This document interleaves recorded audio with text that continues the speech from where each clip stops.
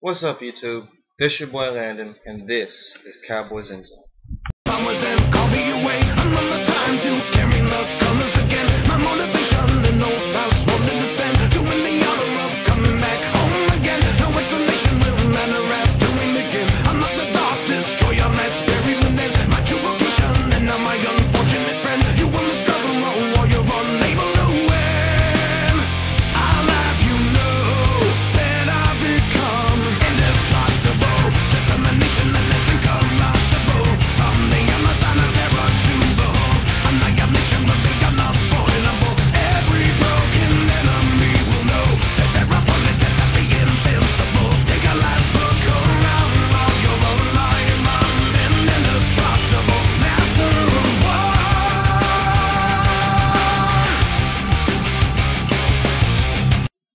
What's up, Cowboy fans and haters, and welcome to another edition of Cowboys End Zone. This your boy Landon representing Arlington, Texas, and of course, them Dallas Cowboys. Go Big Blue all day, every day. Tony Romo stepping up against the Washington Redskins, but that was a different video. That was in the last video. In this video, I'm going to talk about the Detroit Lions and what I think the Cowboys need to do in order to beat them, and also who should be more worried, the Dallas Cowboys or the Detroit Lions. The Detroit Lions are 3-0. They've looked very impressive. The Washington Redskins were undefeated until coming to Dallas. We are at home against the Lions. Like I said, the Lions have looked impressive, but so have the Cowboys in these last 2 weeks, especially Tony Romo. So, who should be more worried, the Cowboys or the Lions? I'm going to leave that up to you. But first, I'm going to give you my personal opinion on the matter. And me personally, I think that the Lions shouldn't be afraid of the Cowboys, but I think that the Lions need to respect the Cowboys, because I think fear is a bad word. If you say, oh, I'm afraid of this team, then that means that you don't have faith in yours. But you do need to respect the other team, especially when it's a team that is playing at the level that the Lions are currently playing at. Because if you don't, it could be disastrous. And I do think that the Lions do need to have some level of respect for the Cowboys on offense and on defense and even on special teams, because if they don't, they're going to get burned, plain and simple. I think that we have shown the Lions and the Redskins and the rest of the world that we're done playing around, and we mean business this year. And I don't care if you're 3-0 or not. It's not going to be an easy win, especially in Arlington, where the fans are more behind this team than they ever have been before. Matt Stafford has been looking outstanding. I did watch the Detroit Lions play the Minnesota Vikings on Sunday after the Houston game got over, because the Buffalo game was not on. You know, sometimes if the game gets over early and they still have time, they'll switch over to another game that's interesting before they put the next game on it's supposed to be on. And by the time they put the Buffalo game on, there was only like 30 seconds left, and all I saw out of that entire game was Ryan Fitzpatrick take a knee, and then something having to do with the Patriots timeout that they called or didn't call, I didn't remember, and then Buffalo kicking the field goal to win the game. So I did see that, but mainly what I watched on Sunday after the Texans game was the Detroit Lions game, and they do look very, very impressive this year. They certainly did against Minnesota. On that note, Minnesota Vikings, if you start Donovan McNabb next week, you are stupid, okay? You need to start Chris Ponder. His glory days from back in Philly are over. He hasn't had any glory days since he's been in Philly, okay? Donovan McNabb, I don't want to say he's washed up, because that's something very insulting to say, but I think his time is running out in the NFL. Let's just put it that way. And he's proving that he can't get the job done. What do you have to lose by starting a rookie? He can't possibly do any worse than McNabb is doing now. You guys blew a 20-point lead. Up 20-0 at halftime, and you blow it. And all you get in the entire second half is 3 points. So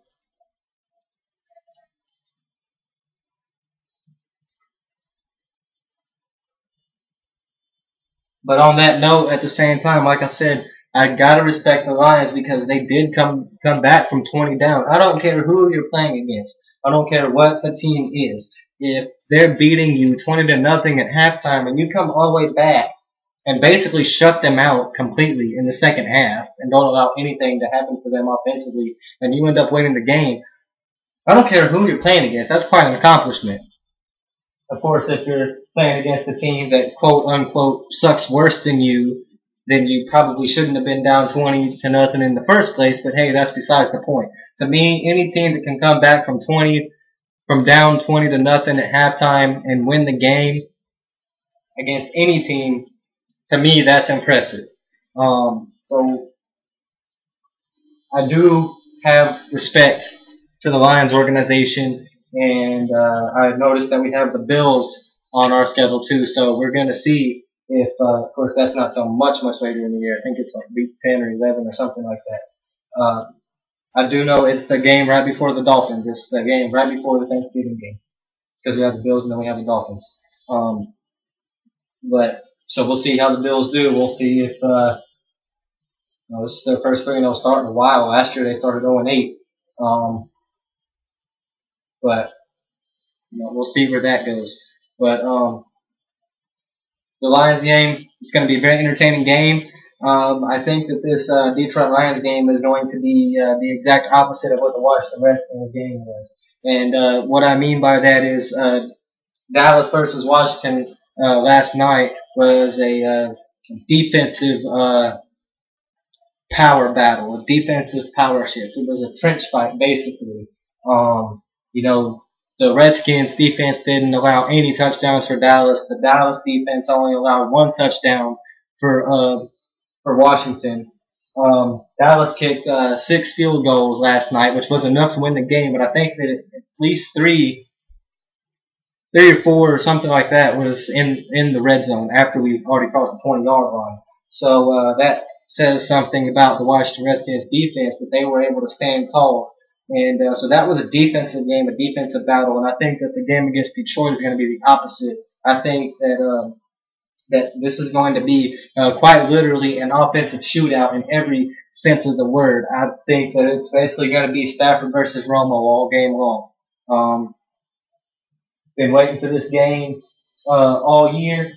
The main reason because it's the Cowboys' first noon game. I love it when the Cowboys play at noon on Sundays because I get up. I don't have to watch any other game first and, just be not even really paying attention because I'm just ready for the Cowboys. I can just get up, put the Cowboys game right on.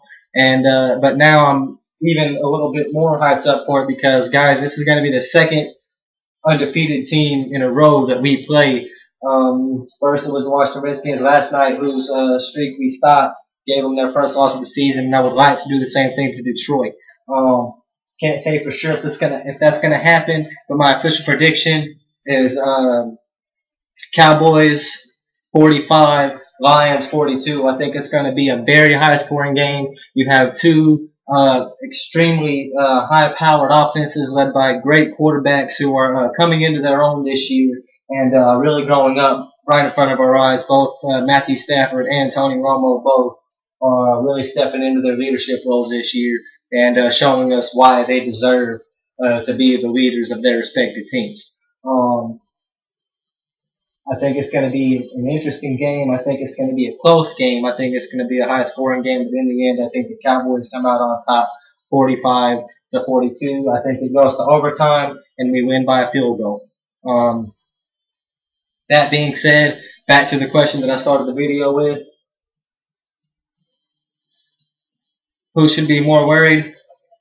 And, of course, I'm going to preview this game again. I'm going to do a more detailed analysis of this game later on in the week. This is just kind of a kickstart thing, just to kind of get you into it a little bit, give you some things to think about. But my detailed analysis of this game will come much later in the week, probably Thursday or Friday, maybe even Saturday.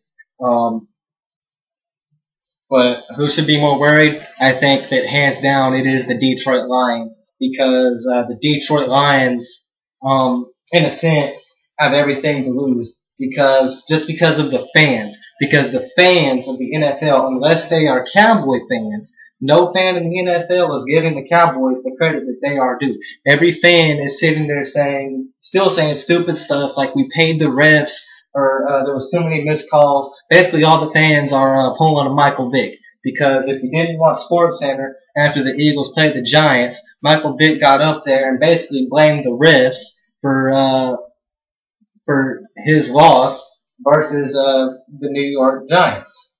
And an update on that,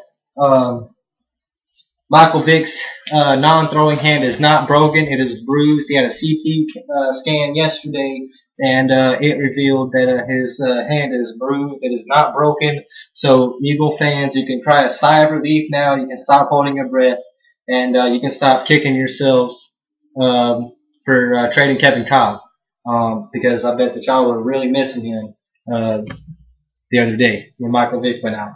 And especially thinking that he was going to be out for a few weeks. I bet y'all really missing Kevin Cobb then. But you can stop kicking yourselves now. You can stop crying about it. You're going to have him back here pretty quick, at which point I'm sure he will get hurt again. But anyways. So the Dallas Cowboys are 2-1 alongside the Washington Redskins and the New York Giants. Philadelphia Eagles are 1-2. So the Dallas Cowboys are in a three-way tie for the lead in their division. The Detroit Lions are one out of only 3 teams left undefeated in the NFL, left unbeaten. It was 4 until the Cowboys knocked off the Redskins last night.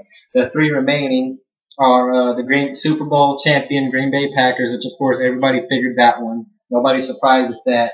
The Detroit Lions, everybody kind of knew that Detroit was going to be a force this year, but nobody really expected that, so that's kind of a shocker. Still kind of getting used to seeing an O under the loss column for Detroit in Week 4. The real surprise, though, is the Buffalo Bills, 3-0. They beat Kansas City, then they beat the Raiders. That's when I started kind of thinking, there may be something special going on down in Buffalo.